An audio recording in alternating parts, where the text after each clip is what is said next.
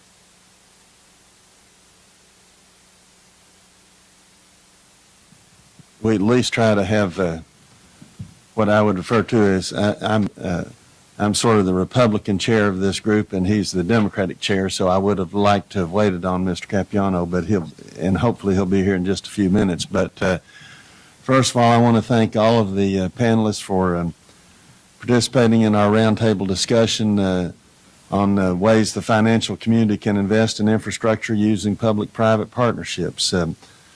This is our first roundtable outside of Washington, so we're certainly excited to be here and hear directly from key members of and experts on the financial community. Over the last several months, this panel has held a series of roundtables and hearings exploring the use of public-private partnerships across a range of infrastructure projects. We've held sessions on surface transportation, water systems, airports, and public buildings, and we've also held discussions with states and Canadian provinces. Most other developed nations and developing nations have gone far more in the direction of public-private partnerships than the U.S. has, and certainly we're interested to know whether the U.S. is passing up an opportunity in that regard. Across all these discussions and roundtables and hearings and so forth that we've held, various stakeholders have stressed the need for the nation to reinvest in our infrastructure. At the same time, fiscal constraints on all levels of government have made addressing the challenges and the needs more difficult, particularly for the very large and complex projects. We've also heard that the private sector is looking for investment opportunities, particularly those with stable returns over a long period of time. This potential alignment of interests, the need to tackle big, complex infrastructure projects, and the private sector's resources and expertise is at the heart of public-private partnerships. We are here today to hear from the financial community about what they look for when investing in projects, the types of innovations that can be provided, and the rate of return necessary to make these projects attractive to the private sector. We're also interested in hearing about lessons learned and examples where the public sector did a particularly good job structuring deals in which risks are well allocated between the public and private sectors. Today we will hear from, we have a very distinguished panel. We'll hear from Mr. Jameson Fihili, who is the Managing Director of J.P. Morgan, Mr. Carl Kuekel, who is the Chief Operating Officer of Macquarie Infrastructure Partners, Mr. Thomas Osborne, who is Executive Director of Infrastructure IFM Investors, Mr. Steve Howard, Director of Infrastructure Finance Barclays, and Mr. Elliot Sklar, who is Professor of Urban Planning and International Affairs at Columbia University. We look forward to hearing from each of our participants. Also, we have here today Mr. Sean Maloney from New York. Glad to have him here with us. Mrs. Eleanor Holmes Norton, a longtime member from the District of Columbia. Mr. Lou Barletta and Mr. Scott Perry, both of whom have traveled from the Commonwealth of Pennsylvania and are experts in this area. And Mr. Mark Meadows, who comes from the neighboring state to me. He comes from North Carolina. I come from Knoxville, Tennessee.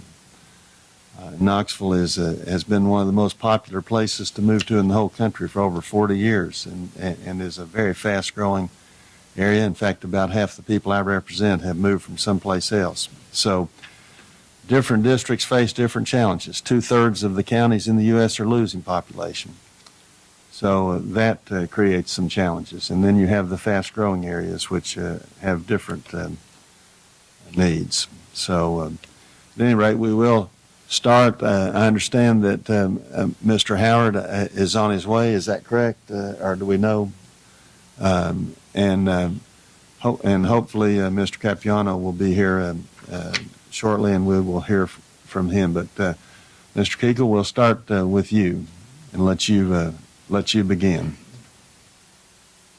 Firstly, thank you. See if that works. Firstly, thank you to the panel for the opportunity to be here and present on this topic. To introduce myself, my name's Carl Cashel. I'm the Chief Operating Officer for Macquarie Infrastructure Partners. I've worked in New York for just over 10 years now, investing in equity in infrastructure projects. Macquarie Infrastructure Partners forms part of the larger Macquarie Group. You may be aware of, we are the largest private manager of infrastructure projects globally. Over the last 20 years, that number's about 150 investments. I would stress that is on the equity side, so I represent equity investors. I'm not an investment banker or a debt provider or a consultant, without disparaging any of those groups. If you look over the investment history and sort of what we've learned and bring to the table, of those 150 projects across sort of 20 countries, it represents about $80 billion of equity investment. And so that provides the background for our interest in P3s in the US. So just for the topic at hand, from an equity investment perspective, I think the first point that I would raise is that P3s in the US are part of the investment spectrum for private infrastructure investors. When we're looking at these opportunities, we're looking at them in the context of a wider universe of PPPs in other countries, as well as infrastructure projects in the private sector, so take privates of listed companies as well as just private transactions. Referencing some of the earlier comments, the appetite for equity investors to invest in infrastructure projects is based on many factors, but I'll note 8 of them today. Firstly, and critically important for infrastructure that relies on a user pays model, is political and community support for the project. We look for the clarity of the procurement process. So clarity, I'm talking about the timetable for procurement, the expected amount of bid development costs, the certainty of the process, and that will there be a project at the end of the process, as well as the transparency of the bid assessment criteria. Some of these processes can take many years, and so focused on knowing what the criteria will be for assessment at the end of that process. The track record and experience of the procuring agency and or their consultants. The clarity of the risk allocation between the public and private sector, and in particular how that plays into the economic feasibility of the project. That then rolls into expected risk-adjusted returns, and a nuance on that is the symmetry of the return profile for investors. How symmetrical is sort of the upside and downside potential from investment.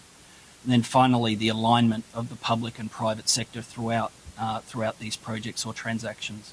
Obviously, there is a huge focus on these transactions when they reach financial close, but as a long-term equity investor, you're looking at how you're aligned over the life of these projects. So summarising that, I would say we're looking for certainty for procurement and execution, appropriate risk allocation, and economic feasibility as the 3 key pieces of the assessment of PPPs as an investment class. All that being said, I'll be the first to admit that private investment is not mandatory for the success of the delivery of infrastructure. Certainly infrastructure has been delivered without private sector involvement in many cases. So what I would say on that point is, and where PPPs play an important role, is the private sector, the private sector's involvement does not bring new risks to the table. It's the same basket of risks, whether it's solely procured by the public sector or via a P3 framework. What I would note is that PPPs really do bring out the fact or the explicit pricing of these risks. So they're not just bundled as part of a much larger public sector entity's balance sheet. In all cases, for the efficient delivery of P3s from the investment perspective, we're looking for risk transfer to be efficient, only allocating those risks that the private sector can price efficiently and deliver. And then those benefits, such as innovation, can be ensured by having a competitive process for the delivery of these projects. Quickly on the returns, it is a case-by-case basis where there is limited transfer of risk. You're talking about levered equity returns in the 7 to 8% range, moving all the way up into the mid-teens. But once again, I would stress it's a function of the risks that are transferred. If you're transferring construction risk, counterparty risk, and or significant demand risk, it's going to be at the higher end of that spectrum. So I just finished with an example. We recently reached financial close on the Goethals Bridge project, which is a project here between Staten Island and New Jersey, the rebuild of a bridge that's actually been in place for more than 80 years. The risk allocation there was clear. We took construction risk, long-term O&M and rehab risk, and the Port Authority retained traffic risk. This was an eminently sensible allocation of risks because the Port Authority already held that risk through the existing bridge, which has been tolled for an extended period. Port Authority issued a reference design for the project. We, as part of the competitive process, developed an alternative design with a lower life cycle cost, and then the benefit of that was delivered through to the Port Authority through a competitive bid process. Given the time constraints, that ends my opening remarks. Thank you. All right. Thank you very much. Before we go on to Mr. Fahili, I'd like to call on Mr. Capiano to explain why you're late. Because we were going to the Javits Convention Center. Who says New York's not a friendly town? I got a free ride over here because the guy screwed up, and I get to see New York. What are you looking at?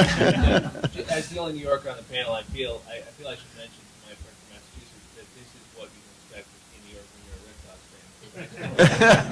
fan. A free cab ride? I should tell them all I'm Sox fans. I got nothing to say. There you go. That's all right. All right. Go ahead, Mr. Fahili. Great. Thank you very much. Mr. Chairman, honorable members of the committee, thank you for the opportunity to be here today. Full disclosure, I am a lifelong Yankees fan. Apologies for that, just echoing some of the remarks from Carl. I just introduced myself. I'm Jameson Faley, Managing Director, and I head our public finance team at J.P. Morgan here in New York. And the vast majority of what we do, we approach from a debt perspective. So Carl touched on some of the equity considerations. We focus on traditional public finance on my team, as well as the evolving nature of public-private partnerships in our market. And so I've been in public finance in the U.S. infrastructure market for 22 years, working all across the country with a specialty in transportation for about 15 years of that time. And spent a lot of time in both the traditional markets as well as the P3 markets from a debt perspective.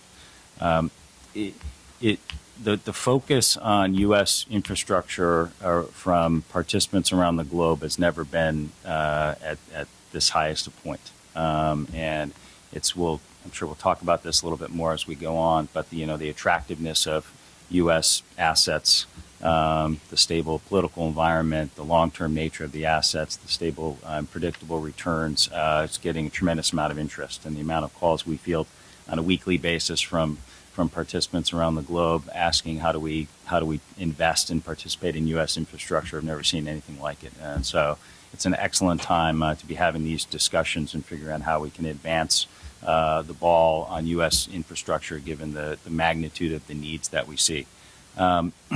It's interesting that one area that does differentiate the United States is our tax-exempt marketplace, and we also field calls from other sovereigns around the world saying, how do we replicate what you do in the U.S. with your tax-exempt market? Because we don't have that, and I think that's why you see the P3 markets and the specialties that they bring in financing infrastructure elsewhere in the world under those delivery models, whereas we have something very unique and cost-effective here in the U.S. And so from our perspective at JP Morgan, we take pretty much an agnostic view. There's a time and place for traditional delivery, and there's a time and place for innovation and P3 procurement or other methods of project delivery. And so we view it as one tool in the toolbox, and looking at what are the goals and objectives of our client, what's the nature of the asset that we're trying to finance, and what's the best fit in order to deliver an optimized solution that accomplishes the various and sometimes offsetting objectives from the various parties. So Carl talked about appropriate risk transfer and things of that nature. Those are critical elements to the analysis at the end of the day. And so with that, looking forward to a good discussion here today with a lot of different views from various participants here and how we look at financing projects. And again, thank you for the opportunity to be here. All right. Thank you very much, Mr. Osborne. Mr. Chairman, honorable members of the Committee. Thank you very much for the opportunity to be here today to share views. My name is Tom Osborne. I'm an Executive Director at IFM Investors. I've spent my entire 26-year professional career focused on infrastructure, firstly on the private sector side with electric and gas utility finance and M&A, and in the last 7 years focused on public-private partnerships and infrastructure investment more broadly. First as an investment banker, and for the last year and a half on the buy side working with equity investment. IFM Investors is headquartered in Australia. We are a $50 billion global investment manager. About $17 billion of that is committed to investments in infrastructure equity specifically. We are very keen to see more public-private partnerships develop. We think it's a constructive solution to the legacy of underinvestment in infrastructure and frankly undercharging relative to the true cost of service in many instances. Our investors are ultimately individual workers whose pension managers have entrusted their assets with us for safe investment over time. We represent over 100 pension funds globally, many of them here in the U.S., including, for example, CalSTRS, the state of Virginia, the state of Florida pension funds. So we take that responsibility very, very seriously, and we'd love to see more public-private partnerships, investment opportunities develop. That said, I agree with everything that Mr. Pupil said from the equity investors side, and would echo that. But I would also offer maybe a bit of reality check as to why there hasn't been more in the way of public-private partnership development in the United States. Europeans look to us, Australians, Canadians, and say, why can't you guys get this right? And I think it's fundamentally that, as Mr. Haley was alluding to, there are conditions here that are completely different from what you see elsewhere in the U.S., elsewhere in the world, that is. Nowhere else in the world is there a $2 trillion plus municipal securities market that's done a great job historically of funding infrastructure investment. That said, it's a taxpayer subsidized market, and so the cost of financing there is very low, and that has made it very effective as a borrowing vehicle for development of infrastructure. The existence of that market means that there is an excellent go-to in the first instance for the investment in infrastructure. To do something that is new and different when you have a great market like the municipal securities market already in place takes some risk and requires some innovation. Because we don't have the centralized government decision-making authority in this country that exists in many other countries, it's made it harder to implement the European, Australian, and Canadian-style PPP programs. I would say that there's also been, frankly, a challenge in terms of creating the political will to charge tolls. Without having revenue streams, it's going to be very, very difficult to attract private sector capital to make these types of investments. There are states that I think have gone out on a limb a little bit in terms of recognizing the need for tolling. State of Texas, state of Florida, state of Virginia all come to mind and have done a fair bit with regard to public-private partnership. Others, for their own reasons, are continuing to rely principally on the debt markets, the municipal securities markets. So there are different ways of approaching this. Neither is right or wrong, but the simple fact is, for there to be more in the way of public-private partnerships, some of these fundamental structural issues are going to need to be addressed. That's not fair. All right, thank you very much. I understand Mr. Howard has a problem that has come up, so we'll go to Professor He Sklar. was in the cab with me, Chair.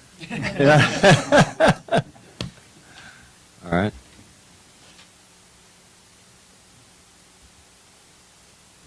Thank you very much for inviting me. My name is David Clark. I'm a professor at the Samuel Coleman University. I know about the holidays coming, but at any rate, I teach business and I direct the Center for Sustainable Urban Development in the University of Tokyo. In that role,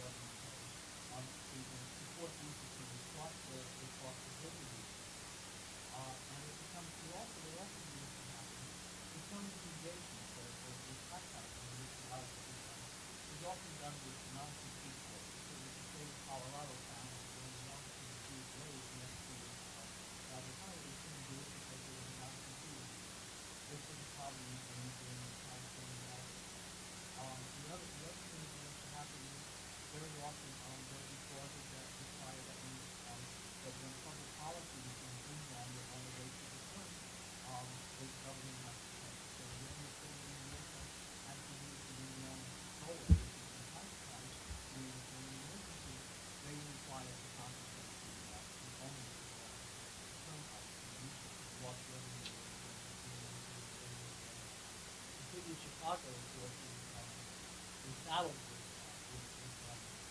the problem of cancellation of street and solar.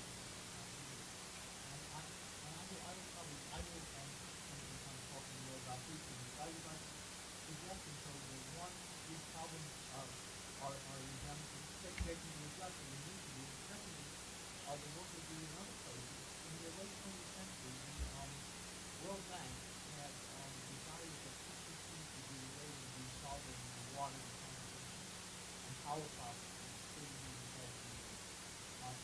The problem involved with the appealing logic, what the World Bank does now is they remove the waste office in that approach, and that's kind of looking at more traditional forms of farming. And I would suggest that the way we do it is part of knowledge. This whole city is built with the that farming.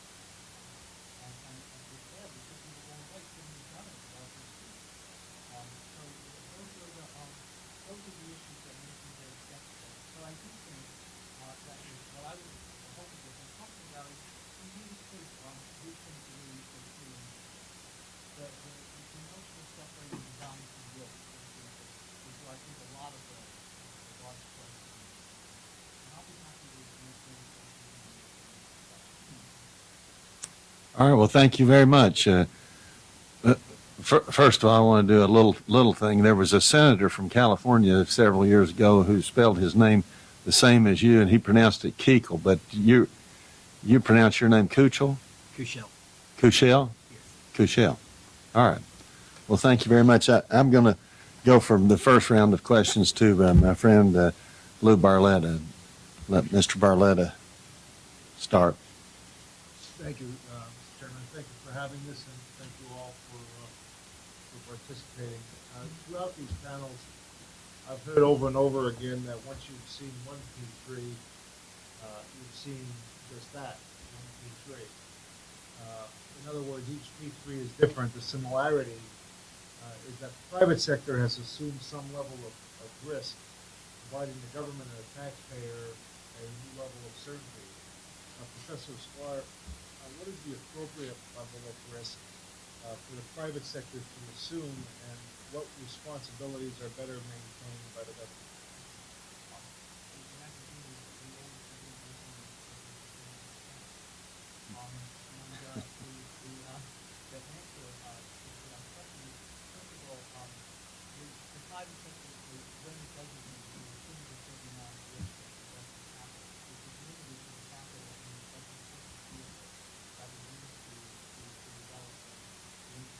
Ultimately, the public sector retains all the long-term risk. The risk doesn't go away. The public sector can't walk away from the danger that the private sector has. So the question becomes what the appropriate risk of this. I think the issue becomes that's why I'm really interested in questions of design and building and that. If that's the case where it's fair to let the private sector assume this and let the private sector make the return on how they assume it. I think the problem is going into this one of the two issues is if you have really return the public sector to the guardian of the private sector's return and not the return.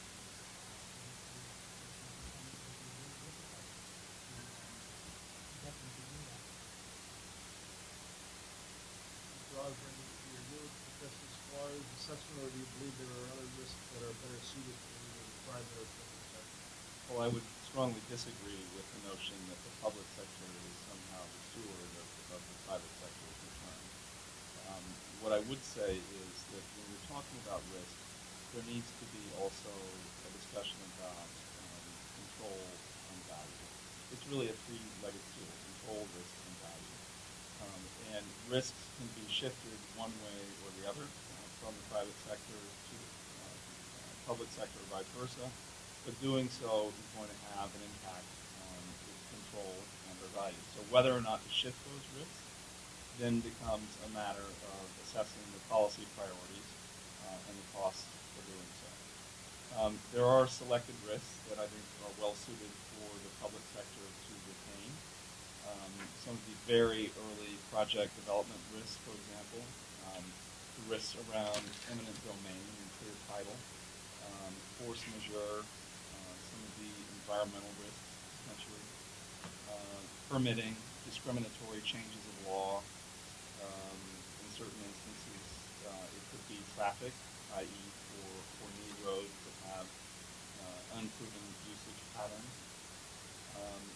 In the event of, say, truly subordinated debt financing, like PIPIA, although without the springy name that PIPIA enjoys, there could be risks that would be appropriate for the the public sector to maintain latent defects. There may be some risks along those lines. The private sector rather is willing to take on greenfield construction risk in certain instances, willing to take on completion and cost overrun risks in certain instances, general operational risk, compliance with operating standards, due diligence risk, latent defects in certain circumstances. So it's really about achieving a balance as between what the public sector and the private sector want, and the levers are control, risk, and value. All right, Mr. Capiano. Ms. Norton. Yeah,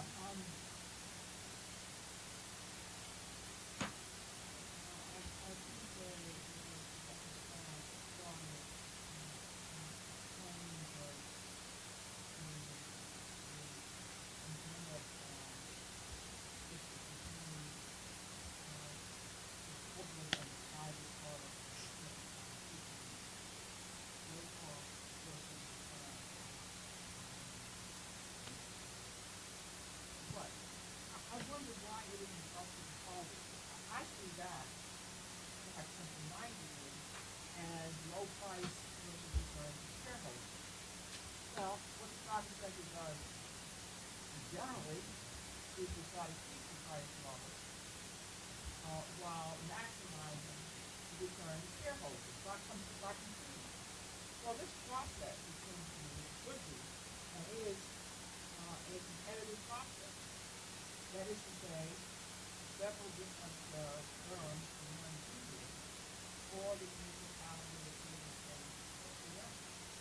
Is it enough to the private sector to innovate at where it's going around, such that the public, I think, I think, political will, this is a democracy.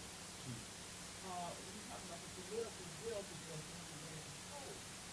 Consider the federal highway. Well, first of all, there's a rule for local.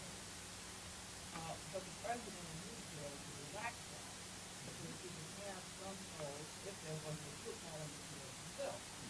So the political will is subserved into its will, which turns out to be very public. If you want to overcome that, instead of saying, why don't the politicians get the tax on it, voted on it, because people have to go to work every day. Why is it up to the public sector, the private sector, to innovate so that you reduce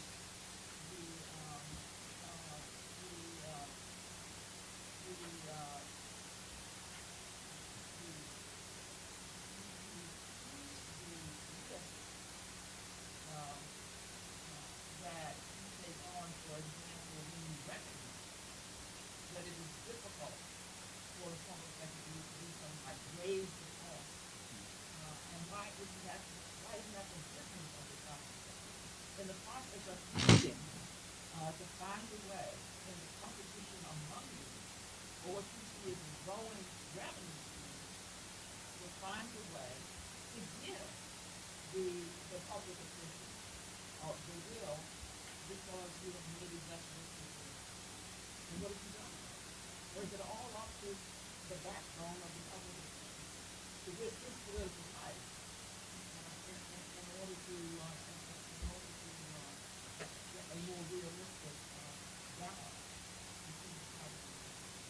I think that's probably the also look at the role of the private sector in competing among yourself.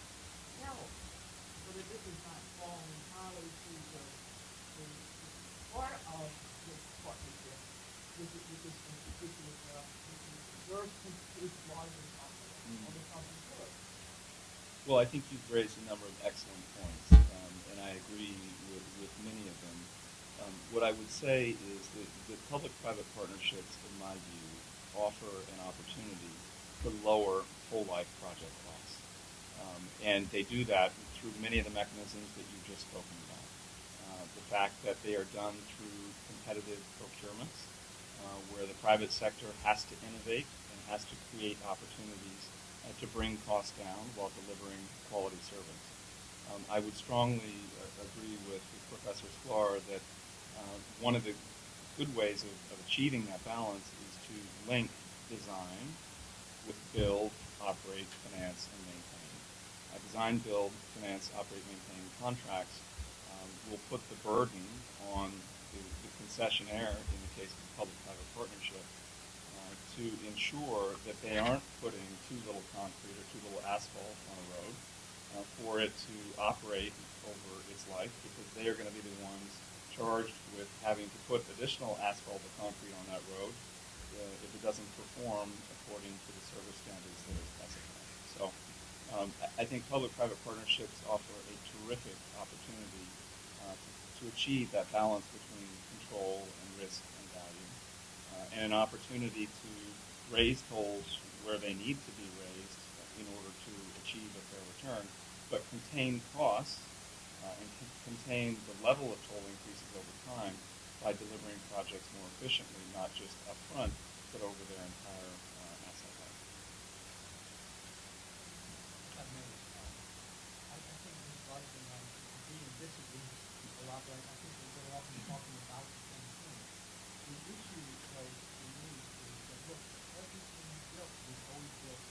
The work has been built out, the design work has been built out, the construction work has been built out. It's not that the private sector has been doing these things. And it wasn't that we were going to private markets to get the financing for it, but it has changed between who's the active partner and who's the passive partner. And what has happened in the process of a number of these things is that the public sector becomes an active partner at a cost. So there's no evidence that there's more efficiency in what the private sector does. Where I think I was going to add very much in agreement with, I would like to look much more closely at least the first part, the design and building piece.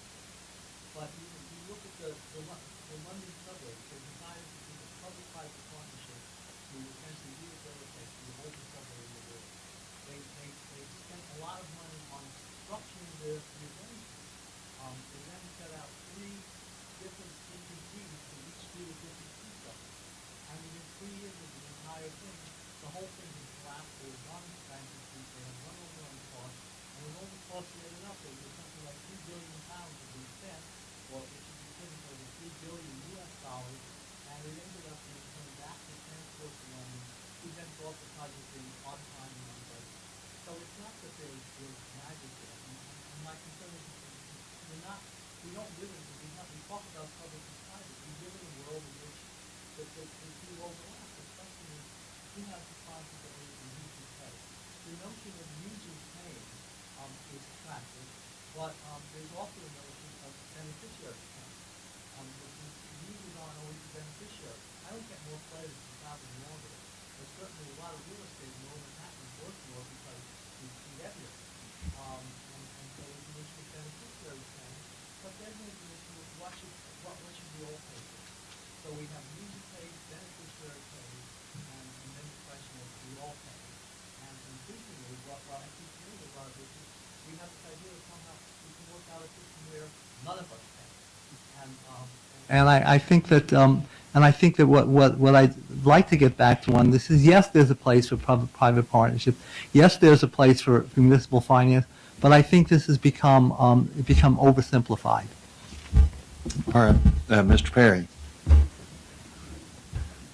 Thanks, Mr. Chairman. I guess I'll start out with you, Mr. Sklar.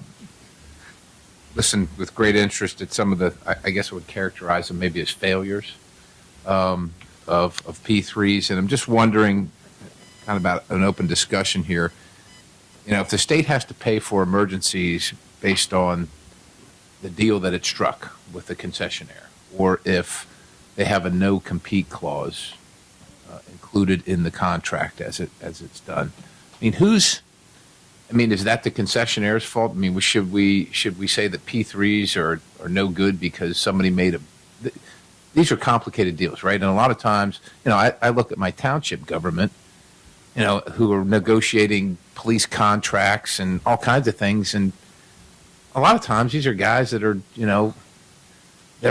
quite honestly aren't equipped, and myself included, might not be equipped for that kind of that level of agreement and planning and forward thinking. So that having been said, let me ask you. I mean, I get where you're headed with design, build, and maintenance, and I think there's a place there. But is there some? And we're looking at this at the federal level. Is there something that some template or some look? We're big on regulation and we're big on law at the federal government, but we want to try and minimize that as much as possible. At least I do. And incentivize what these folks are here to do. And I think ultimately what you're here in support of, which is an improved infrastructure. What would you see as the appropriate level of control so that these failures, which I would tend to agree with you, if the folks that I paid taxes to signed an agreement that said they couldn't use our own road for emergency services, I'd want to, if Eleanor voted for it, I'd probably be the person that voted against her because of it. So, and so that's a good point. So how do we structure some kind of legislation? Is it appropriate at the federal level in your mind? And how do we structure that so that those things don't happen without going too far to disincentivize these folks to do the other side of the equation? I think the question's up. I'm not sure what I think. We need to incentivize. There's two things they do. As Mr. Osborne made the distinction between the buy side and the sell side of the market.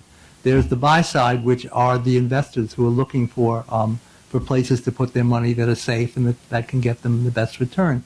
There is the sell side of the market where there are groups that begin to package all alternatives for it. So when we talk about that, we really have to be clear about which ones we're looking at. What I'm talking about is the fact that you can't predict the future.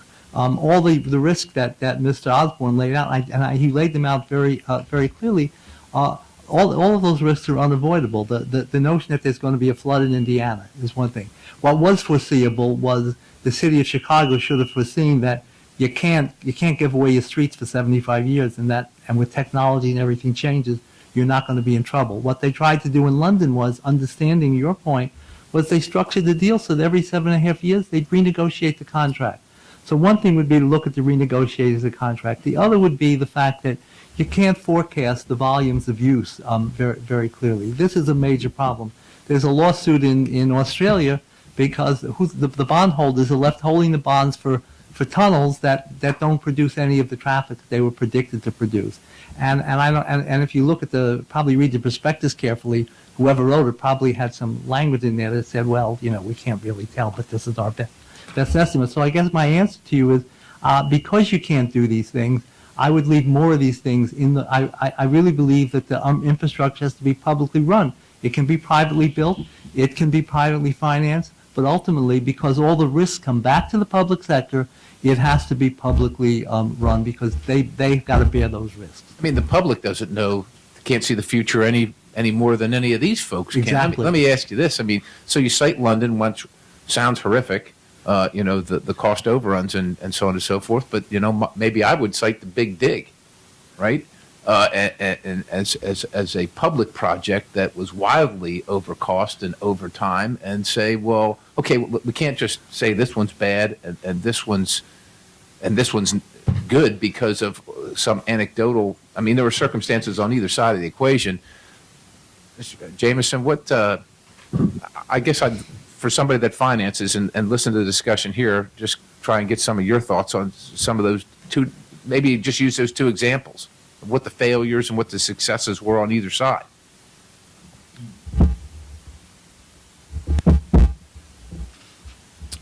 Between the Big Dig and If you know, Chicago, yeah. for example, Or if you want to cite your own examples, fine. Yeah, I mean, I think some good points here. I mean, to me, what comes down to it at the end of the day, it's really difficult just to, as you said, label something good and something bad. And there's going to be, these are very complicated.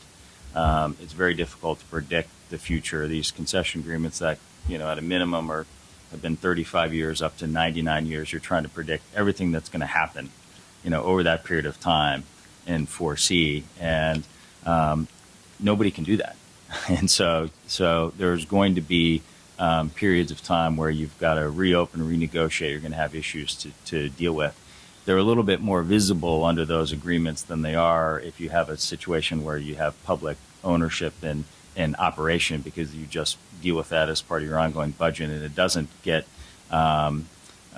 it doesn't come to light as frequently as some of these other situations. So it doesn't mean it doesn't happen in the public sector situation as well. I mean, we know there are assets out there that are costing a lot more to operate than they were originally projected at the time we financed them in the public markets a long time ago. You just don't see them as much. And so to me, it's not one size fits all. It's not one is good and one is bad. In some of those situations, you've had, in the case of the Big Dig, you had challenges around construction, the materials, the complexity of the project itself. In Chicago, it was a question of, do we need the money for budgetary purposes, and we can't get it anywhere else? And here's an asset that we think we can derive some value for. And they evaluated the trade-offs associated with that transaction and learned some lessons, as a result of it, when it was the first of its kind in the U.S. market. And I'm sure there's things there they would do, differently, or maybe not do it at all if they had to do it again. And so it's really difficult to paint everything with one brush, even if the projects are similar, because the facts and circumstances around each one are so different. And every constituency, or whether you're on the sell side or the buy side, they have particular reasons for why they're doing it at that point in time. And it could be, they felt in a lot of these instances that there are risks here that we believe we've identified today, that we've transferred, and we've received appropriate value for that. And there are risks that we understand we may be paying more for, but we're willing to do that because we feel like we've essentially boxed enough of the risks away from us, and those are the trade-offs we wanted to make at that point in time. That could be proven wrong 2-3 years down the road, and so unfortunately, a lot of what we learn here is in hindsight, and trying to do new things in our market. It's important that we pay attention to it and learn from those mistakes, but it's often that you don't realize that until down the road, because you're trying to predict something up front that is impossible to predict. All right, Mr. Maloney. Thank you, Mr. Chairman. At some of these meetings, I always like to point out that I had in the private sector a number of relationships professionally with a lot of the people involved in these deals. Worked on some of the deals. I think as a partner at Kirkland and Ellis, and at Orrick Carrington, we represented Macquarie. I represented J.P. Morgan Asset Management. Different, I understand, than your part of the shop, Ms. Feely. But in case anybody is wondering about my own relationships or conflicts, I know Mr. Osborne, both professionally and socially in New York. But my question, Professor Sklar, I was interested in the return numbers on infrastructure funds that you cited from was it the OECD? Yeah. And does that mean all of those returns were for foreign-focused infrastructure funds, or did that include any North American infrastructure investments? Some of it was. Some of them were, Morgan, Macquarie. Some of the funds had those things mixed in. The problem with those numbers, the reason I cite them as order of magnitude, and left them at that, simply because this issue of infrastructure asset investment is so broad, because it's gas, it's electric, it's water, it's transportation, and they take very different structures in different places. I understand. I guess for purposes of folks in the room trying to get a sort of apples to apples comparison, if we're talking about North American or United States infrastructure investments, if we're talking about an alternative to municipal debt, and if we're talking about things that don't include private assets like energy infrastructure, I'd be very interested in what you think those returns would be, because I can tell you those sound very high to me, and I'd be interested in the comments from the other folks on the other end of the table on that. But on the deals I've worked on, the OECD data is mostly European-driven data, and the reason exactly. But is that really useful for our discussion this morning? Yes, I think it is useful. What's the answer to my question, which is if you were looking at U.S. investments in deals that would otherwise be done by municipal debt outside, private energy infrastructure, right? I mean, aren't we looking at returns that are much more likely in the low teens? I mean, Well, one of the problems is, these numbers, I said, well, even if you say the low teens, I said the modal range was 14 to 32%. So certainly it's consistent with the point you're making, and I take the low teens as being about right. The other studies I've looked at, and even well, let's just stop right there. So if the low teens are about right, I mean, it has a pretty significant implication for your conclusion that we're going to have to cover all the project costs and the kind of returns, and you throw out a number like 40%. I just think it's important for folks who are new to this subject to understand that the range of private return we're talking about is, in the cases that we're likely to be considering, significantly lower than the upper end of that range. But I want to ask you another question, which is, I want to give the other gentleman an opportunity to comment on that as well. I mean, what are we actually talking about in terms of returns and the kinds of infrastructure investments we're looking at in the United States, typical P3s? I think you're exactly right. There is no way that private investors are pricing deals sort of 20% plus for regular way PPPs. If you're talking about availability assets, so where you're taking essentially a credit risk on a public entity making payments over the life of the project, for an operating asset, as I said, we see them regularly pricing in the single digits, so call it 7 to 9%. If you're taking greenfield risk, so developing projects, being responsible for 4 or 5 year construction periods, bringing them into operations, they're in the low teens. And isn't it the case and why, well, let me just ask a question. Why would your investors be comfortable with such a low return? Well, it's matched to the risk profile. I mean, And what is the risk profile of your investors?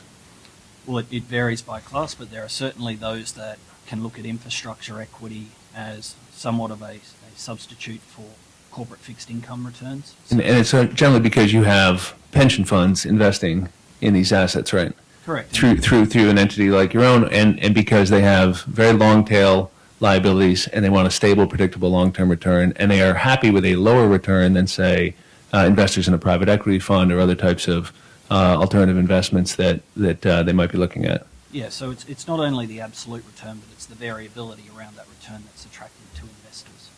Right, and so I don't know how much time we have, but I guess my next question would be then, Professor, if are there examples of P3s that you think? I'm very curious, and I take your point about design build, and I appreciate it. Are there examples of P3s in the United States where you think it's been done right? I mean, I understand your concerns about concession agreements, but honestly, to the extent that they're written by anybody with any kind of competence on the public level, we represented governments. I wrote concession agreements. Any lawyer who wrote a concession agreement that missed the kind of things you're talking about should be fired. I appreciate in some of the deals they've come up, but assuming we get good agreements and good representation in the public sector, are there deals that you would like, and would you support the creation of like a P3 center at the Federal Department of Transportation, for example, that could be tasked with developing these types of templates for municipalities that might not have the expertise? Yeah, I would take it further. I would say, one, in the opening exchange between us, the point you made, we really don't have the hard numbers. Everyone sitting here, I'm talking about numbers from the OECD. They're talking about rough numbers. You're talking about rough numbers. One of the things we could begin to do would begin to pin down the numbers a little bit better. The second thing that would seem to me that we ought to do, But just on that point, we do have a highly competitive process in these bids, right? In other words, that is the reason why you put out a concession agreement that the public sector has written. Every comma, every period has been written by a public sector employed advisor, and then you bid it privately, right? Isn't that the way to compress those returns to the low? You've got another problem there because who you say public sector advisors. There's a whole industry of law firms, of consulting firms that sometimes they work for the public sector, they work for the private sector, but they do not get paid if the deal doesn't go through. The fee income is based on bringing deals to completion. So you've got some moral hazard problems that you need to deal with. Secondly, I'd like to have these agreements much more out in the open. Very often, we have a very hard time getting the details of contracts, we're often told it's proprietary. You can't look at the details of the contract. It seems to me that the public sector, these things ought to be out in the open. There's no secret formulas here, and so having all of that out in the open becomes useful. So one, what I would love you guys to do would be to push for more kind of openness and transparency in doing the agreements.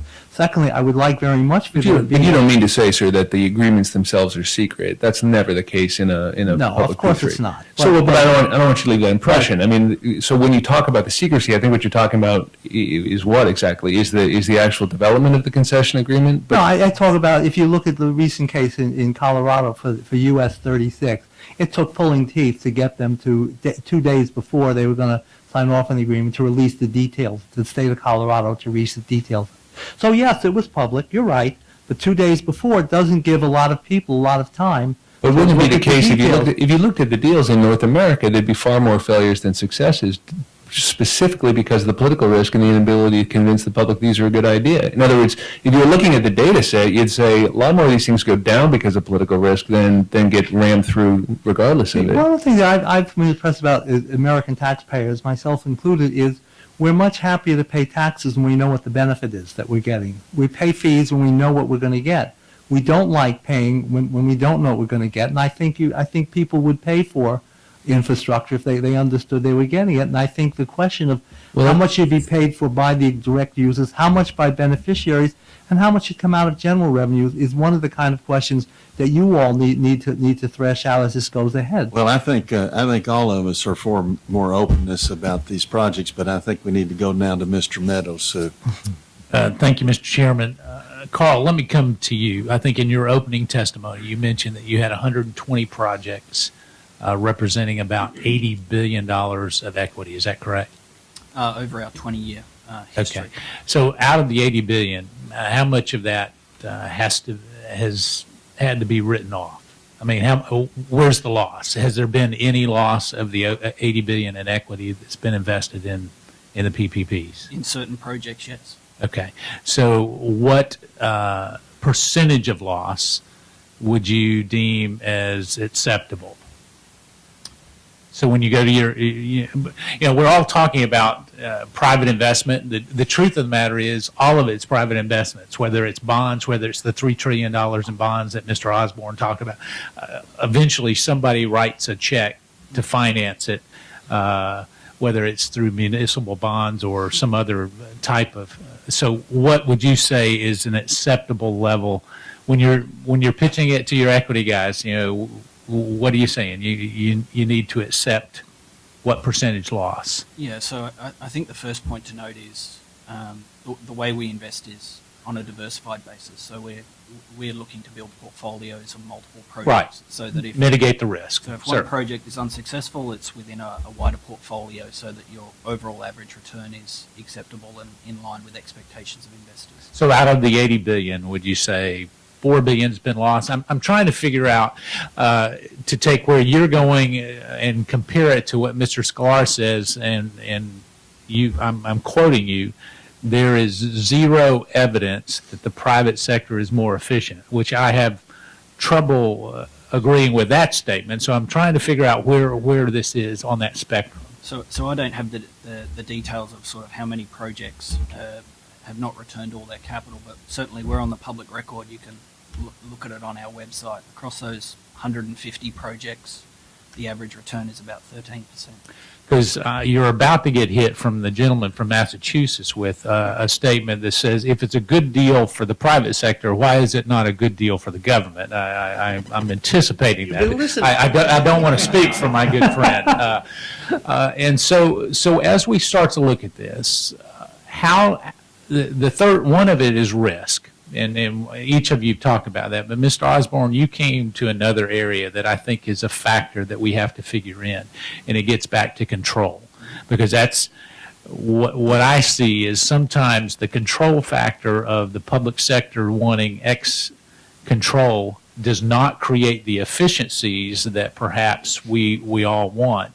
The chairman and I are very familiar with TVA in our particular area, and where you have private investors that generate electricity, and yet you've got this public entity that is not efficient in producing it. All they're doing is generating power, and they're not even in the distribution business. So where do we go? What's the matrix of acceptable loss for equity partners?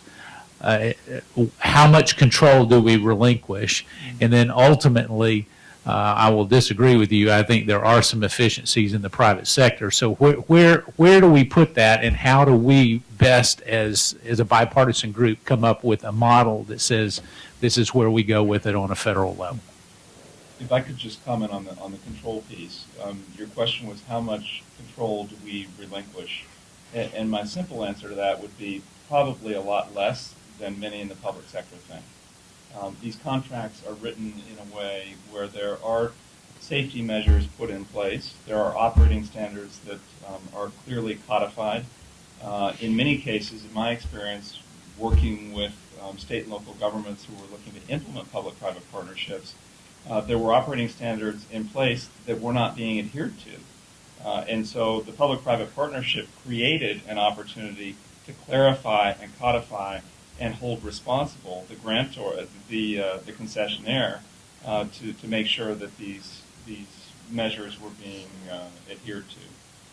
I would also point out, importantly, that there have been a number of losses by the private sector of equity invested in public-private partnerships. You can look at toll roads in California where the traffic did not pan out. And this is one of the critical benefits that public-private partnerships can bring to the public sector. That is to put private sector capital at risk in that first loss position. If that road had been built as a pure public sector road, there would have been no first loss position on equity. It would have gone to the debt investors who would have been uninsulated by a layer of private sector equity. So it's an important point to make. Very good. Mr. Chairman, I'll yield back. All right. Thank you very much, Mr. Capiano. Thank you, Chairman. I want to start out by, I think there's always some confusion at these things. I won't speak for anyone else. I'm an agnostic on P3s, if you want the truth. I'm a numbers guy. I look at numbers. If numbers tell me it's good, it's good. If numbers tell me it's bad, it's bad. I have philosophical issues and other issues, but not on infrastructure, because I'm a former mayor. And I've built things. I've done it with public money because that's the way it is. I also done it with private money. I guess I wanted to ask Mr. Osborne and Mr. Feely, and I'm not sure about you, Mr. Kuchel. Before the P3s, from what I heard from your background, you were involved in public financing of infrastructure projects. Is that right? So it means you did some traditional financing of public infrastructure projects? I did not, actually. I was working primarily on the private side with investor-owned electric and gas utilities. I was never a public finance banker. Fair enough. Mr. Feely, you did some? Correct. Because, when I was mayor, believe me, every aspect of building schools, we did schools and some roads, was privately funded. I mean, we got some money from the federal government, but everything, and actually, even in these, every P3 I have seen, and by the way, Mr. Scott, I want to kind of help you a little bit with Mr. Maloney's question. The problem I have is not with the agreements. The problem I have is the numbers. As I sit here today, the first major one of the country that I remember was the Indiana Toll Road. I still today do not have answers as to the numbers after the fact. I'm not interested in the contract. I'm interested in what did it generate, how much did it generate before, did the traffic come up, did it go to other roads, did it, on and on and on. I can't get any of that, and with the United States Congress. So that's my problem. It's not the agreement. The agreement per se is all well and good. I want to see the numbers, and the numbers after the fact. I also want to be real clear. I distinguish P3s. P3s who are design build, that's a whole different world. When I took on this panel, I didn't even think of those as P3s, if you want the truth. Those are design build. P3s are operating maintenance. P3s are just design build. That's really a whole different story. It's a procurement system, which I always remind people that they tend to forget how we got where we are. We got where we are because for 100 years, public and private people stole money repeatedly on massive public projects, and little by little we threw laws in the way, both at the state and local and federal government, to make it a little harder to steal money. That's really what it was, and we end up with this crazy system we have to balkanize every single step of the way, and now we're trying to reel that back a little bit, which I think is a whole different discussion than an operating and maintenance item. I am concerned, especially I think the classic example I've seen so far is the Chicago parking meters. It strikes me that the real potential problem here for most infrastructure projects, not some, I think there are always some that are unique, is really it's just a cash grab by the current government. I mean, parking meters in my city they created cash. And, between the meters and the fines that go along with them, they were part of the black. They were never part of the red. And if any city is doing them part of the red, they're not paying any attention whatsoever. So to sell them, which turns out to be billions of dollars worth below their value by any college graduate could have done that present value, strikes me, it's unequivocal in my mind, it's just a cash grab. How do we avoid the potential cash grab by current mayors, current governors, current congresses, current presidents, who just want to get it now, fix up our books today, and couldn't care less what happens in 30 years? How do we fix that, Mr. Osborne, Mr. Field, Mr. Kukul? I think you've hit on one of the biggest impediments to greater acceptance by the public of public-private partnerships. There is great concern, and I think the professor has alluded to this, that the tax-paying public does not understand the use of proceeds for many of these transactions. And I think the city of Chicago, unfortunately, it didn't necessarily have transparency around the use of proceeds from some of the brownfield, that is, existing asset monetizations that they undertook. It is crucially important for any public-private partnership that the government sponsoring that be very clear about the use of proceeds. And in my own view, the best way to guard against the kinds of problems that you just outlined is to outline up front and ensure that it's capital for capital. If you're going to take a capital asset and monetize it, that you are deploying the proceeds from that monetization for similar types of capital. You're reinvesting it back in infrastructure that benefits that same community. And I think where there is a transparent give and take in those circumstances, there will be broad public support for the implementation of public-private partnerships and the kinds of competitive dynamics that can be brought about through P3.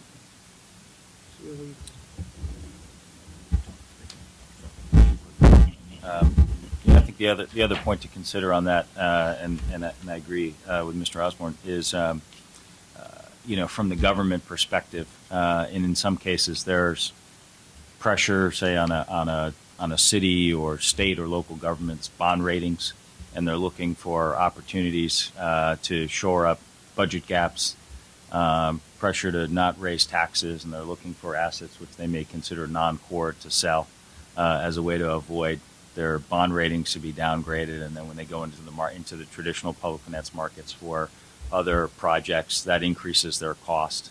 And so I think part of that dynamic and the challenge around looking at these brownfield asset sales, which there haven't been a lot of, as you know, in the United States, is another factor to consider in the overall dynamic as they're looking at ways to relieve the pressures of their credit ratings and their acceptance in the marketplace to actually try to keep their costs down and maintain their market access as well. And so I think it's one of the other factors that kind of plays into that decision-making process.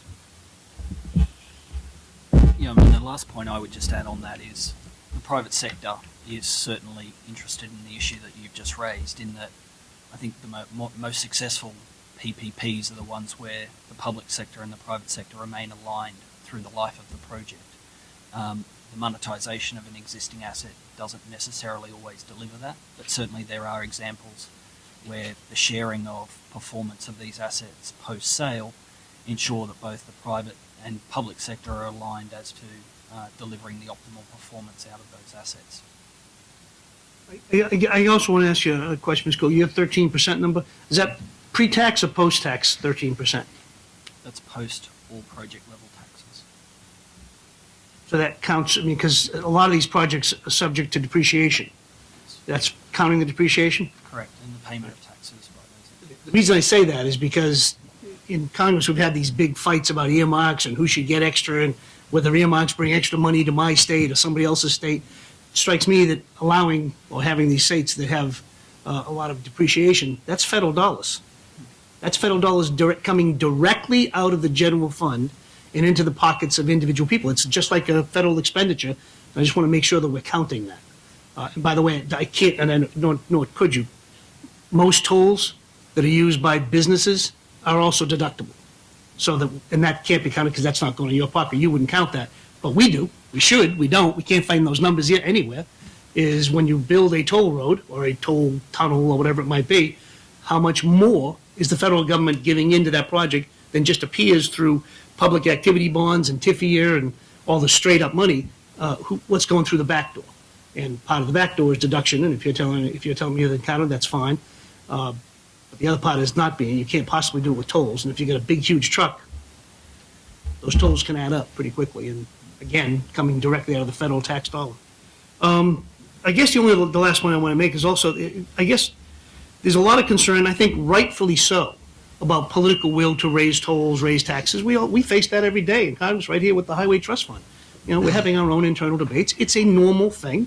No politician wants to go home and say, I raised your taxes, I raised your fees, even if we survive. No one wants to do that because we pay them too. So all that being said, one of the ways around that, at least the historic way around that, was to create a quasi-governmental agency, such as the New York Port Authority and port authorities all around the country, or the Turnpike authorities. We have one of those in Massachusetts. Again, that's exactly what they're done for. They're done because we politicians don't have the political will to take property by eminent domain, to build an airport, to subject them to tolls, to do all the things you have to do to make these things work. Why does that model no longer work? Why is that a problem? If it's just about generating revenue that we politicians don't want to do, why doesn't that model work? What happened to that? Is it not working in New York and in New Jersey Port Authority? Is it not working out of LaGuardia? Is it not working other places we have authority? And why is this different? I think you have to take a long-term view of that. When the Port Authority of New York and New Jersey was set up in 1921, it was very much considered a cutting-edge idea, and public authorities in the 20s and 30s were that. What happened to the Port Authority over the years is it evolved. It became fat and lazy, and it became a patronage machine for the two governors from New York and New Jersey, and it moved from its original intention, which was about building infrastructure. It got itself into the real estate business, so that you now have things happening here where they're raising tolls on bridges in order to pay off debts and investments they made in real estate downtown in the World Trade Center. So it doesn't matter whether it's the private sector or the public sector. The question is you've got to keep working on reform. You've got, in other words, as everything gets middle aged, you kind of get fat around the middle, and I think that's the same thing with government. So I think the model is good. I think what's good about the public-private partnerships is it's opening this discussion. There are places where this works. I would say to Congressman Meadows, the problem with our disagreement is we end up both citing anecdotal evidence of things. And that's really where I want to go with Yeah. this. If you have evidence where you say there are zero public-private partnerships that have ever been efficient, I'd love to see it. Well, I it's say real easy. I actually was zero evidence that the private sector was more efficient than the public sector. I don't know how I said it. One example. Yeah. Well, it's clearly that's an edge. You'll have to let me crawl in from a little bit. Okay. But having said that, what I would say is that Congressman Maloney didn't let me finish before. What I would love to finish saying was that I would welcome beginning to standardize a lot of this information and this accounting, because we play with these numbers, and when you have a PPP and it's a consortium of firms, which is very standard, and they buy and sell products internally, how do you know what's cost and how do you know what's just where they move the profit somewhere else? So how do you know what the rate of return is? But those are the kind of things we can do something about, and it would be very nice to have a government agency that was the advocate for local governments in doing these contracts, because otherwise they're all stuck using the same guys who one day they're on this side of the table one day on that side of the table, and their only incentive is to get the deals done. I would very much like to have an agency that essentially says, if it's in the public interest, we go ahead and here are the things we use to make that happen. So I think there's a real large need here for standardizing all the numbers that are thrown around. The problem of that happens, with the Indiana Toll Road. I mean, these problems take different forms in different places. Portugal built this wonderful system of toll roads, and then in 2011, they got hit with austerity by the European community, and the economy went down the tubes, which is what it was supposed to do. But in the process, the toll revenue went down the tubes, and so what the private operators did was they raised the tolls. Raising it, which is just the opposite of what one would want to do if one is trying to move the economy along, not get the cars and trucks off the road, but stimulate the commerce on the road. I would have loved to take the tolls to zero at that point, get the economy moving again, but you can't do that because you've got different interests and they're not always aligned. When they're aligned, everything works fine. When you have mission misalignment between the sectors, which is what I was trying to say when I opened this up, is that's where the problem comes in. It takes different forms in different situations, but that's the issue that you need to address. And yes, let's get the numbers on this. I think the numbers would show it's a much more mixed bag. Let me just say a few things. First of all, I think all of us on this side have a bias or come from a party that believes in doing more things through the private sector, but I also can assure you that none of us would want to have a public-private partnership that's being used to give some fiscally unsound or reckless city or county or state government all the money on the front end and leave the taxpayers in the future holding the bag. And certainly that's a concern that I've expressed, that Mr. Capiano's expressed. And you talk about the numbers on the Indiana Toll Road project. We did have a legislator at one of our first meetings that had supported that project, and I don't think she knew the numbers. But at any rate, we're also, all of us, I think, for more openness about the numbers on these projects. Professor Sklar, for the first time, though, you sound a little bit like a Republican when you said lower the tolls to get more people. We've always believed that you should lower the taxes to help the economy instead of raising taxes during times when bad times when governments are having trouble getting money. But Mr. Kuchel, let me ask Mr. Meadows' question that he was getting toward in a little different way. He talked about what percentage of the money of your $80 billion had gone sour. You mentioned 100 projects in 20 different countries. What is? I know most of these projects have been successful. What can you tell us some of the details, or give a specific example of one that's been very problematic or difficult, and what you think was the cause of that? And are you familiar with the Australian tunnel lawsuit that Professor Sklar mentioned? And Yes. in Australia, can you tell us a little bit about that? So in full disclosure, some of our investors are actually investors in the Indiana Toll Road. And give us some numbers. Yeah, so the traffic numbers are actually a matter of public record, and what I would say is that they are below the projections that were used for the original transaction. So maybe I can tie that to the earlier comment. This is not a risk from the public sector perspective that comes back to the public sector. It's, as Tom said, equity is first loss and then the lenders. So when the Indiana Toll Road transaction was financed, there was the $3.8 billion payment to the state of Indiana. Given that traffic has not performed to the level of expectations, which is no surprise given the economic conditions from when that transaction was completed in 2006 to today, none of that downside reverts to the public sector. That goes to equity in first instance and then to the lenders. So it's a private sector risk. At the time the transaction was financed, a view was taken on traffic. The present value of that was paid over in the purchase price, and the equity and debt holders have to live with that. That does not come back. The Australian example is exactly the same. Financed with private money, the project was delivered through the construction phase, and then traffic did not meet projections.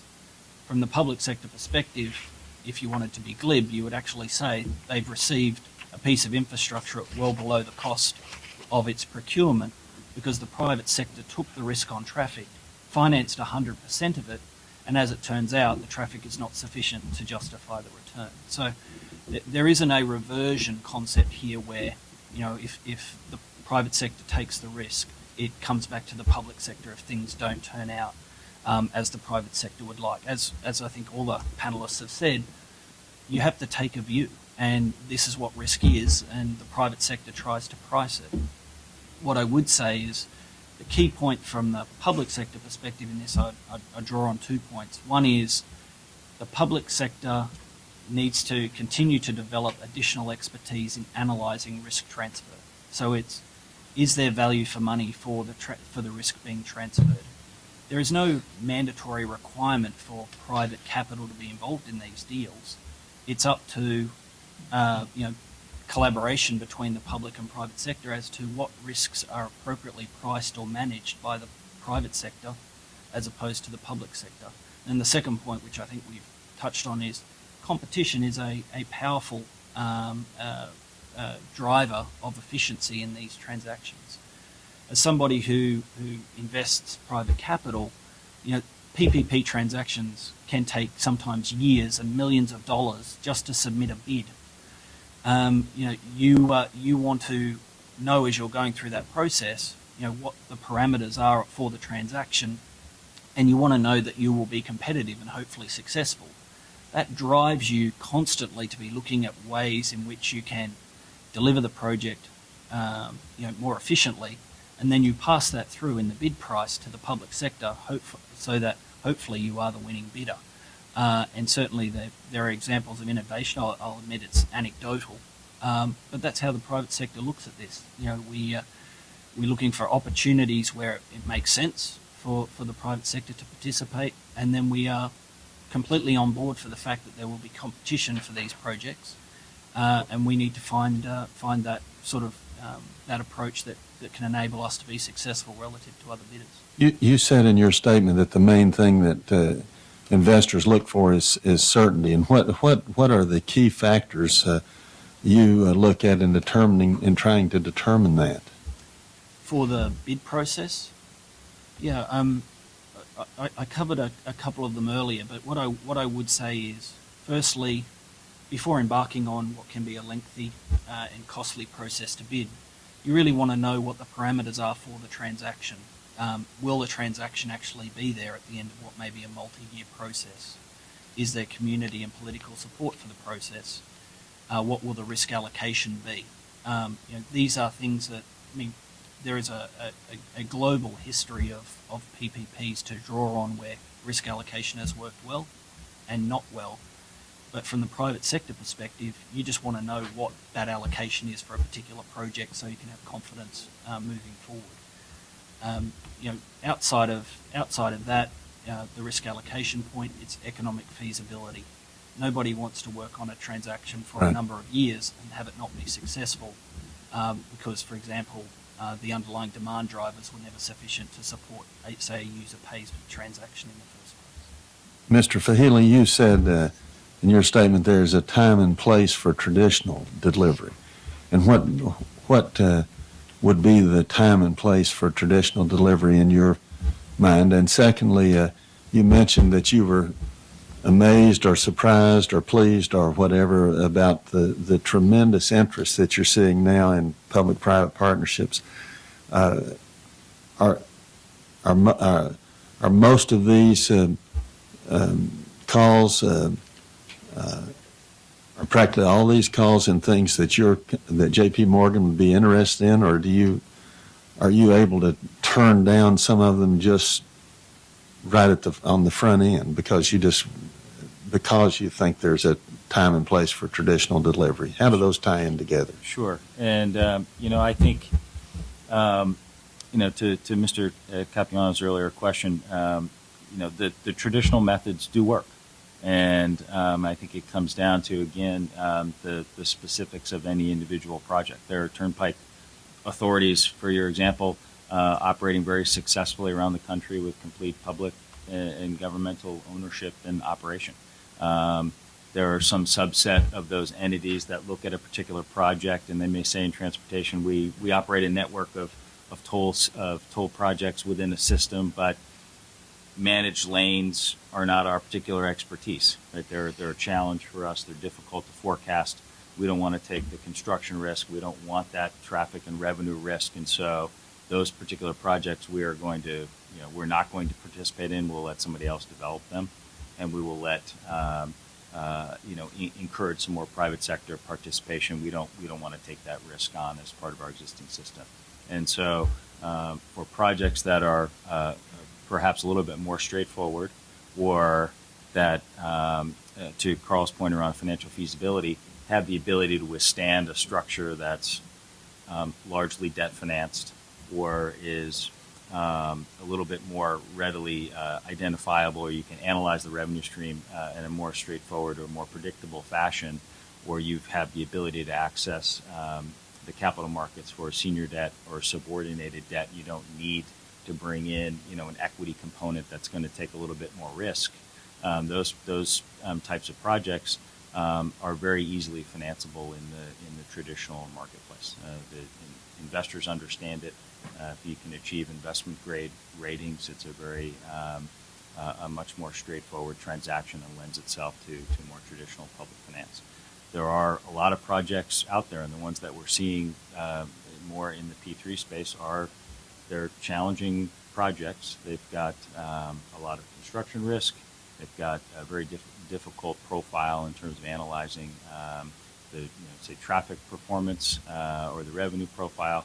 And in those instances, you can see a need for additional forms of capital that are willing to take additional risk in order to get those projects done. And those are the ones that we see lending themselves more to a P3 approach. The calls that we're getting are very exploratory these days. Everyone's saying, we understand, we're very attracted. The U.S. infrastructure market is very attractive to us. Tell us how the markets work. Tell us what the opportunities are. Where can we get involved? What do the returns look like? Can we participate as a debt, as a lender? Can we participate in equity? And really learning about our markets where they just historically haven't had an opportunity to participate, particularly on the equity side, because everything is largely financed through the tax-exempt markets in the form of debt. All right, thank you. Mr. Osborne, you mentioned one difficulty in going forward with more PP3 projects was opposition to tolling. And yet, tolling has tremendous opposition in primarily low-tax states, and yet people all over the country are moving from the high-tax states to the low-tax states. I can tell you, I'm in my 26th year in Congress, and I spend more time at home than I do up here, and I can tell you every week, since I've been in office, I've had people come up to me and say, Congressman, when my property taxes reached $8,000 on a medium-sized house in New York or New Jersey or Illinois or someplace like that, they decided it was time to get out.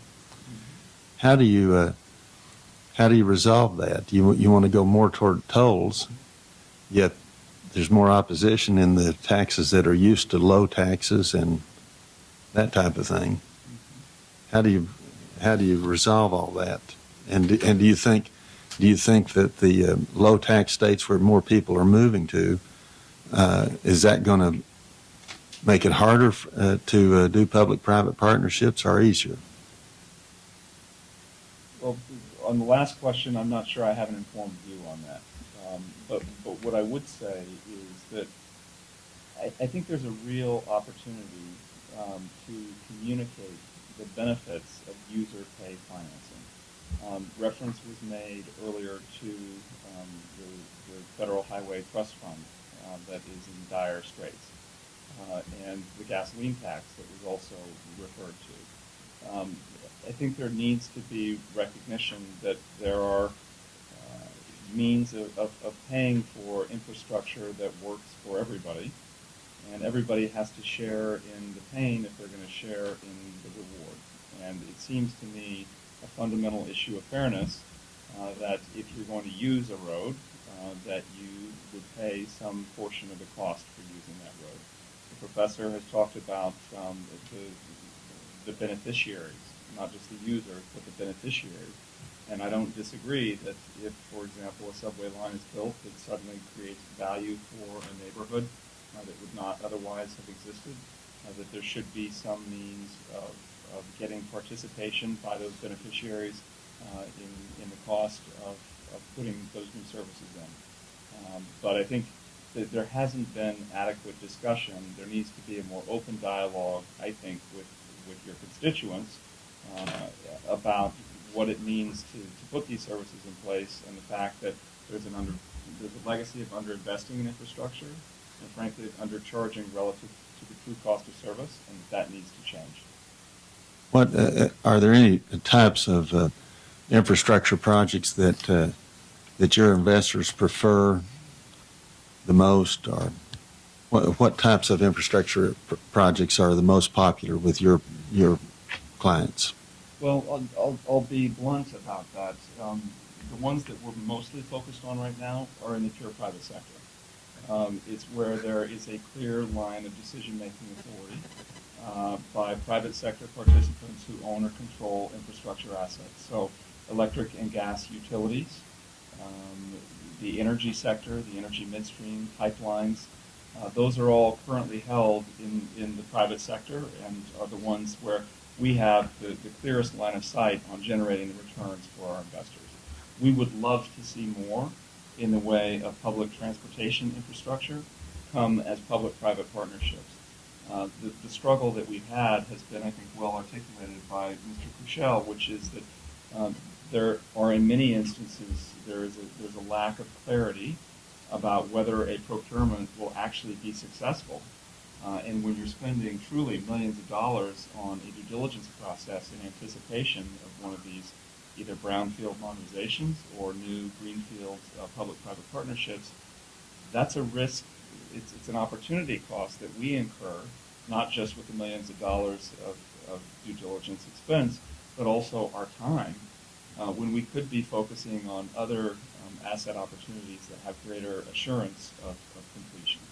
So the unfortunate circumstance is that I think there's a lot of private equity capital, a lot of infrastructure capital that would love to do more in the way of public-private partnerships, but that in the meantime is going to be focused not just on private sector opportunities in the U.S., but also on public and private sector opportunities outside the U.S., where there is, I think, a clearer line of sight, a more pointed need for the participation of private sector capital to get things done, where they don't have a municipal securities market that they can default to, that's a bad word, that they can lean on as the first instance, the place that they would go to finance their infrastructure. Well, you touched on a lot of things that we are dealing with, but especially we're talking about the shortfall in the Highway Trust Fund on almost a daily basis, trying to figure that out.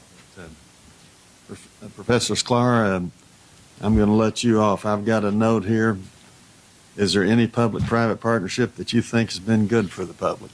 And yet, Mr. Maloney, Mr. Meadows, they all got at that. Everybody must have that. Everybody up here must have wondering. My sense was, in coming today, that these guys would tell you all the good ones. Yeah. And that my job today was to at least talk about some of the downside risk and to raise those issues. And Mr. Chairman, it's bad enough the man came downtown from Columbia University, but he's been called a Republican. I mean, those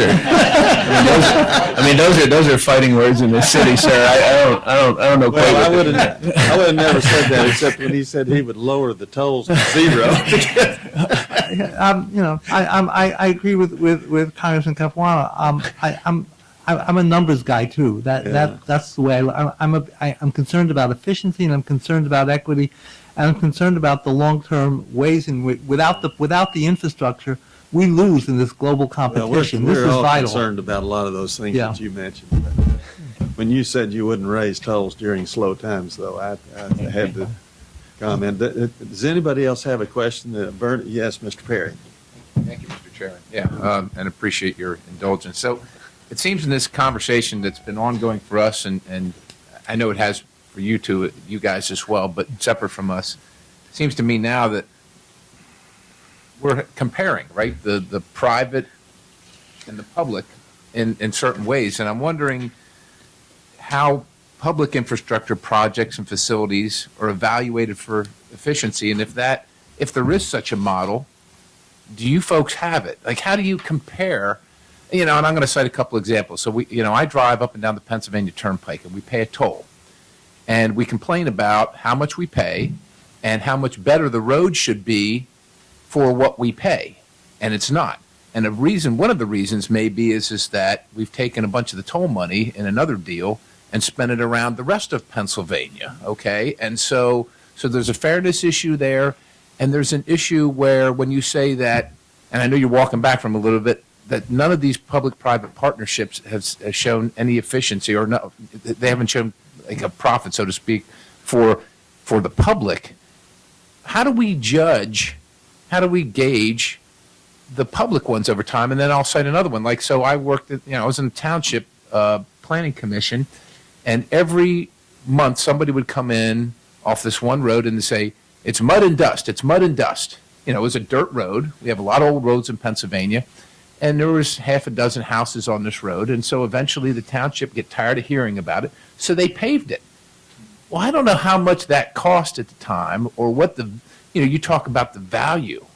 It was valuable to the people that live on that road. And 15 years ago, when it was a dirt road, they were sick of it, right? But I lived on the other side of the township. I didn't really care. Now I live close to that road. My wife walks down it. It's lovely.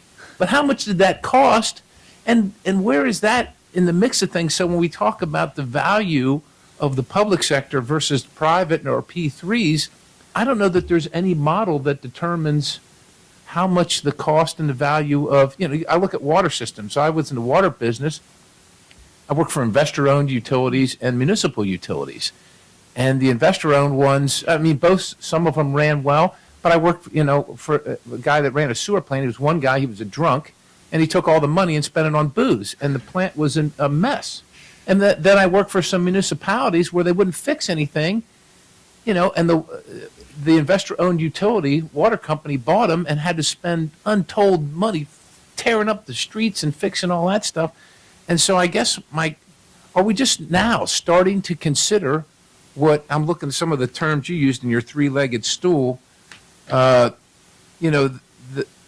cost, the risk, the efficiencies, the control, the value of our overall infrastructure. Are we just now starting to figure that out, number one, or consider that? And number two, is there any metric that determines any of that for our public infrastructure? Is there anything that you compare to? Well, I think there is a metric that can be used. There's not complete agreement on how it should be calculated, but there's certainly a well-trod path in the UK, Australia, Canada, and elsewhere about a metric that was mentioned earlier, value for money. And value for money, broadly speaking, is an assessment of whether or not a public-private partnership, when compared to a traditional public procurement, is going to generate greater value than it takes away. And in essence, it's about looking at the whole life of the project and ascertaining whether or not the cost of delivering, operating, and maintaining that project will be lower by using a public-private partnership than it would be using traditional public procurement.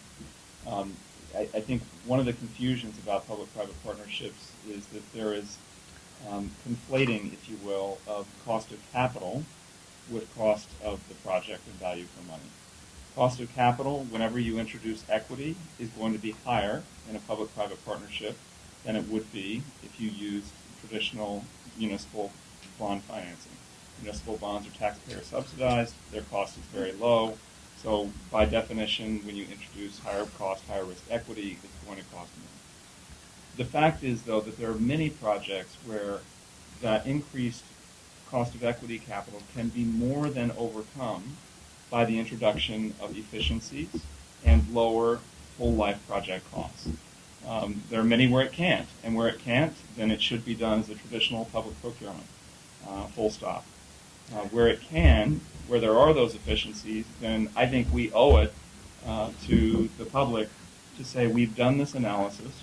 Here is a rigorous calculation that shows our estimates of what the compared costs are, and we have determined to procure in the following manner based on that analysis.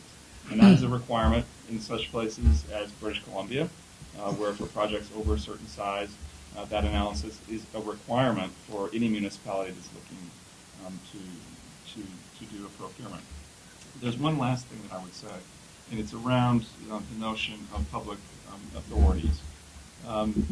The thing that public-private partnerships can bring is somewhat contradictory, and that is a level of accountability that often does not exist in the public sector. I have personally worked with public authorities and private sector market participants. The public authorities have had, believe it or not, far fewer disclosure requirements about what they're doing than the private sector would. The private sector's feet are being held to the fire by their equity investors and by their debt investors. If you look at the disclosure in a prospectus that is written for muni bond financing, and you compare that to a prospectus that's written for a pure private sector capital markets debt offering, you're going to be astonished at the difference in the level of disclosure. Now, I think the SEC has finally been given the opportunity to exert a little bit more control over that. But historically, there is far greater transparency in certain of the private sector capital markets offerings than there has been in muni bond financing. So having our feet held to the fire in the private sector by our equity investors, by our creditors, by the rating agencies, there is a lot of scrutiny that comes in that frankly is not there in the same degree, in my view, for some of the public agencies. So maybe Mr. Sklar would be willing, if the P3 should have a renegotiation period. I have the same view of the authorities, which seem to have very little oversight and very little accountability. At some point, they start doing what they want to do, and maybe they should be renegotiated every so many years. I guess you guys have put me on the left side of this panel. You're on my right, don't worry. But what I would say is I fully agree with that. I think that that in any with the public sector or the private sector, you really do need either the competition or you need to have things, their feet to the fire and re-examine. I would just like to make a few comments on the value for money. When I first got into this a couple of years ago, I got into it after the housing market collapse, and I began reading all these articles about how the new the new subprime was going to be P3s. All this money was going to be made in P3s. So I began looking on the websites. I found the Irish government had this great website, and they were very big on this, and they explained value for money very, very much along the lines that Mr. Osborne explained. But then they had this disclaimer that said, but in the final analysis, you really can't tell until after the project is over whether or not it really was value for money. And I went back to check. They've taken that down since. The reality is that value for money, it's an intellectual construct. We understand and we can articulate all the risks that are involved, and we say, well, if you can measure this risk, and you can measure this risk, and you can monetize this risk, we could come out with a number. But the problem with that is our intellect runs way ahead of the way in which the world works and the way in which reality works. So what we're up against, what we're stuck with in terms of muddling through, is that ultimately, unless you have a vibrant and competent and well-run public sector, all of this is for nothing. And my concern in all of this is that you can't have good PPPs, you can't have a good bond market if you don't have competent people in the public sector doing the other piece of it. Because going back to, I guess, what Congressman Meadows and I were tussling around on, the point is, as Mr. Osborne said, is if in fact you can show that there's value added because they do things that couldn't be done, that's a powerful case. But my argument is that in a lot of construction work and a lot of design work, it isn't. I was going to say it isn't rocket science. It is rocket science, but in fact we know a great deal about how that needs to be done and how it has to be done. So That's why I see my role here today is just saying, yes, we got to make the public sector work. Yes, we have ideas like value for money, but they're theories. And that ultimately, unless you have a viable public sector, and that's why I jumped when Congressman Maloney said, well, should we be having the Department of Transportation beginning to build the expertise for governments for this? And my answer is yes. And that would be something I think you could help. We're going to have to close this out. Any other comment? I just wanted to say it seems inherently unfair in a way that we're evaluating P3s and its viability based on the value when we don't quantify that at all on the public. And it seems like there's a metric that you've come up with, but it really doesn't really adequately answer what the value is of the little township road that was built for 3 or 4 people. And all of us paid for it, and how do we quantify that? And yet we're comparing that to what these folks do and saying what they do because they make 13%. It's wrong. See, that seems inherently wrong. Mr. Capiano, you got anything else? I got a couple, but I know we're running late. I just, first of all, I want to appreciate the comments on muni bonds because I've never looked at a city's or government agency's numbers except through their bond offerings because that gives you everything you want to know. And you're 100% right. It's way better than any of the private stuff. It's gotten better, but it still has a long way to go. The only thing, there's a couple of things, but I'm only going to talk about one, and that's on the VFM. It's the assumptions that go into it. I mean, VFM may be a great and wonderful approach, and I actually agree with Mr. Perry. One thing we haven't talked about in this whole discussion is the social aspect of what we want from our infrastructure. Do we want everyone to be able to use every road? And that's a fair question. It's, or do we want people to pay for what they use? Those are a different philosophical debate. We may come in from different perspectives, but that's a very important thing. I mean, if you're going to have tolls at a certain amount, a certain cost, I believe New York looked at some of the I can't remember the town, Shanghai. I don't remember the city that it might be London. The downtown thing we have to pay to come in, and it's all based on use, which of course would have meant no working class people would have been able to come to Manhattan during working hours. And I think that's a fair question, which is not for this panel, but I do think it's something we need to remember. And the assumptions are also something to remember. We just had a panel last week in which one of the assumption was that all government projects are going to run 30% over projected cost, based on nothing. Based on an answer that, well, a lot of government projects do run over cost. Yes, they do, but not 30%. Where'd you get that number? And you got the number because you wanted to get to an answer. And that's part of the problem that we can't answer until we get the numbers to look back to say, should it have been 30%, should it have been 20%? And I think this experience, part of the problem I've had is getting these statistics, and we have some statistics from the Indiana Toll Road. And I use that one because it's really an easier one because we have toll roads. You didn't talk about the traffic that moved off the Indiana Toll Road. Where'd it go? Yeah. What roads are it using? How much money is that costing us? How much time is that losing us because they've been pushed off the Indiana Toll Road? And was it, or did it just disappear? And I don't expect you can answer those questions, but from a public perspective, we need to know that.